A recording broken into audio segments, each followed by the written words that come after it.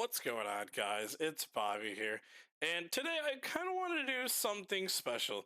You know, the Void Within set is supposed to be coming out on Wednesday, the 28th, which could be delayed. We have a lot of weather stuff going on up here in the Midwest and Northeast, so distributors might be having some issues, but I just wanted to spend a day highlighting one thing that a community member made over the Neopets Battledome TCG Discord server, which I do highly encourage you guys to join if you're not a part of it already. There's a lot of people there that love to discuss the game and play through webcam and tournaments and stuff like that.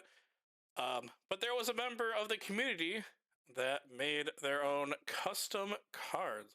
And that's what I want to go over today. Introducing the Neoquest 2 Act 1 custom cards. As you can see here, there's 35 cards per pack, which does happen to be the entire set, thankfully. I don't have to actually buy individual packs to get everything. They should have a place out of everything, along with one card in foil, which we're going to take a look at. But yeah, these are fully custom cards. They have their own unique card back. If you're interested in picking up yourself, reach out to Tamsalaw on the Discord server, and she'll be able to help you out there if there's any available. But yeah, while waiting for the new set to come out, we're going to go ahead and open this and check it out. By the way, the packaging on this is really neat. I absolutely love that. It has pretty good, it looks pretty good there. See, like all the grooves in there. This is really nicely packaged, especially for like a custom product. Yeah, let's go ahead and rip this open. Looks like, yeah, here we go. Looks like it's sealed down there, so I won't be able to easily save the packaging there, but that's okay. All right. So as you can see, yeah, that custom back here, that looks really neat. That looks so cool. But let's go ahead and get into it. So we have Rohan. By the way, wow, the quality on this is really nice. It feels really good. Let me compare this. I have a card over here. Yeah, just comparing it to like a regular card. I don't know. It feels really good. Yeah, it lines up perfectly. Yeah, honestly, these are really nice. But yeah, we have Rohan, who is a hero, and reads once per turn during a preparation phase. Target up to 2 equipment, and either player uses this card, play them, and when a card is played this way, it would be sent to the discard, send it to the void instead. Very cool. Being able to recycle equipment, especially your opponent's equipment. If your opponent has like Dargon's Orb in their discard, you can play Rohan, grab it, and then do some more shenanigans. That is really sick. And then we have Mipsy. So once per turn during your preparation phase or battle phase, you may use the effect of your equipment an additional time. If you do, void that equipment. Very cool. Turning your preparation phase or battle phase, you may use the effect of your equipment. So if you have like, I don't know, like Judora's Wand, you can discard up to 6 cards and deal 6 damage. That's pretty crazy. Or like Wand of Ultra Nova. Oh, that's really sick. We have Minor Skeleton, a level 2 card. And you search your deck for a Mysterious Tower card and a Codestone and add them to your inventory. Something we don't have is like Codestone tutors, so that's really cool to see. And it also has like a custom icon up here. That's really awesome. We got 2 of those. We have Minor Ghost. a 3-drop Mysterious Tower card. Your opponent scraps until they scrap a Code Stone, and deal 1 damage to your opponent's Neopet. Very interesting. The fact that it stops at a Code Stone means this probably won't get too out of hand, but it does punish the decks that only play like 12 Code Stones, like those really aggressive ones that cap out at like level 1 or 2. So that's pretty interesting. We've got a playset there. We've got Minor Foreman, a level 5 legend. And he reads, discard X Code Stones and roll X dice. For each die, do one of the following results. Do one of the following based on this results. On a 1, deal 1 damage to your opponent's Neopet. On a 2 to 5, add 2 cards from the bottom of your deck to your inventory. And on a 6, deal 2 damage to your opponent's Neopet. So this gives some consistency, does some damage. If you've got a hand full of Code Stones, then he does have the potential to do a lot. And we have a Barog. Fetch 3 Code Stones for your discard. Very good with these cards here. Use the Mining Foreman to discard a bunch of Code Stones, and then Barog gets back 3. That is crazy for consistency. And then we have a Skeleton Knight, which is the 2-drop in this archetype. After resolving, this card enters the Battle Dome in one of your equipment slots. So it works like the Brood Squad Legends. And during your opponent's battle phase, they must attack this card instead of your Neopet of Fable. This card defends with 1 defense and 1 agility. If this card is dealt any damage by battle, send it to the discard. So for a level 2 card, it blanks out your opponent's attack, which is just as good, if not better, than freezing. If your opponent is playing Shadow Pets, the Skeleton Knight will block the double damage from those from that into the shadow effect. So very cool. We've got 2 of those. Next up is the Skeleton Guard. Void a Mysterious Tower card from your inventory. Target up to 2 Mysterious Tower cards from your discard and play them, ignoring level requirements. So this is really sick. You can get out the Minor Foreman for free with this, along with something else. You could combo it with the Minor Skeleton, and that would or not the Minor Skeleton. Yeah, the Minor Skeleton, which will get you a Code Stone, and then you could use that for Minor Foreman along with other Code Stones that you have. So very cool. Ignore level requirements is pretty crazy. I'm excited to try these out. And then we have Zombob. Oh, that looks so cool. That art is amazing. This would be a really cool one to have in foil. The level required to play Mysterious Tower cards are reduced by 1. The first time you play a Mysterious Tower card, each turn, draw 1 card.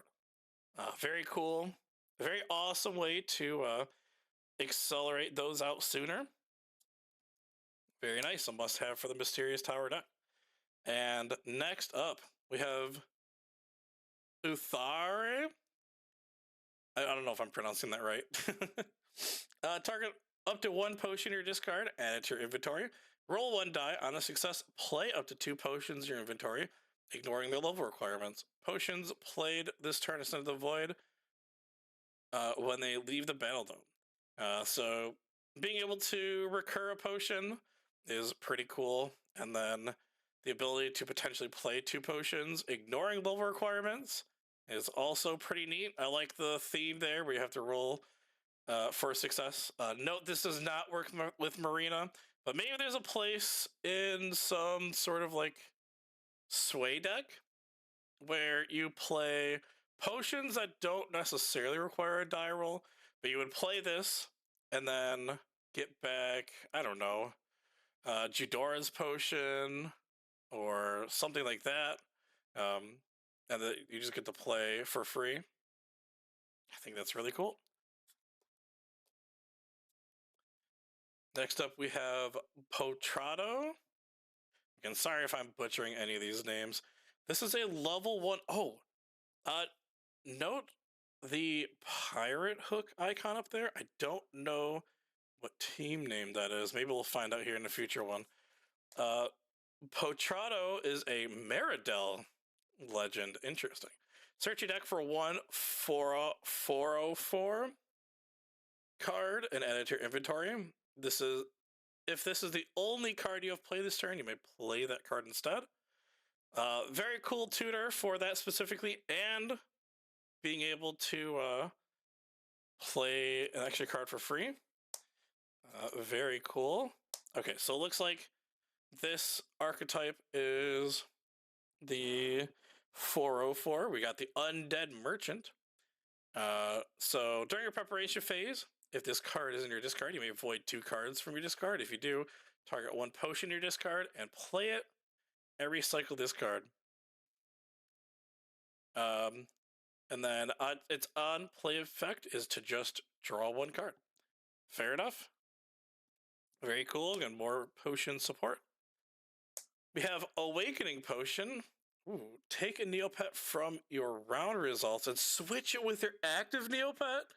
Wait, that's crazy. If this pet was transformed, roll a die. If the result is 1 to 5, transform it into its base color. Whoa, wait, that's so sick. Okay. Wait, that's so cool. To be able to go back to a pet that you played before. Oh, that's really neat. Okay, I'm really into that.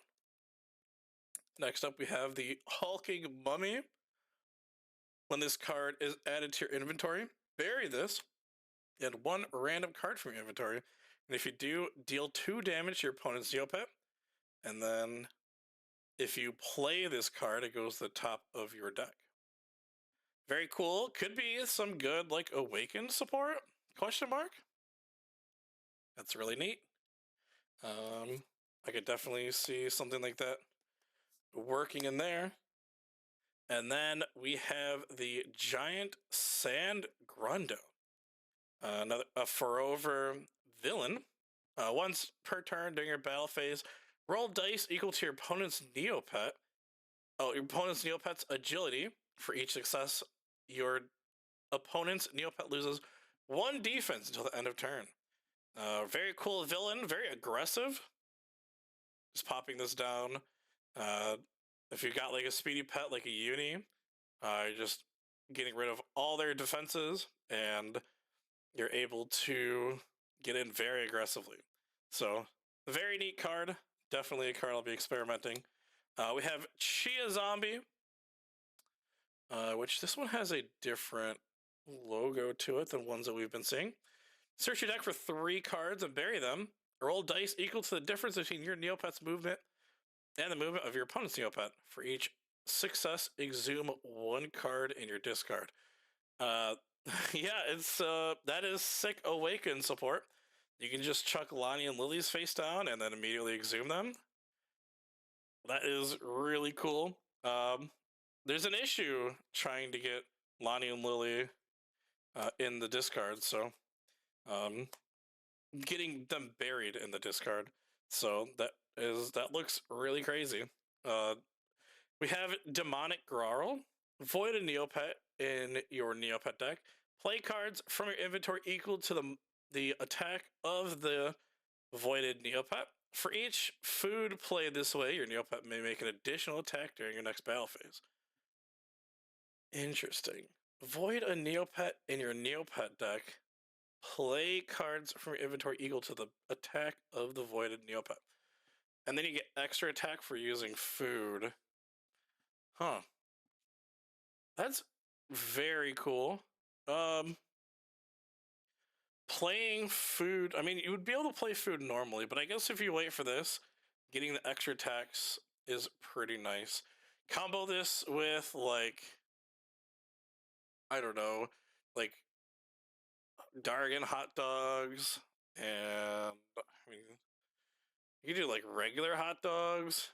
I'm trying to think of, like, what foods would work. I mean, you could do, like, flaming hot dog.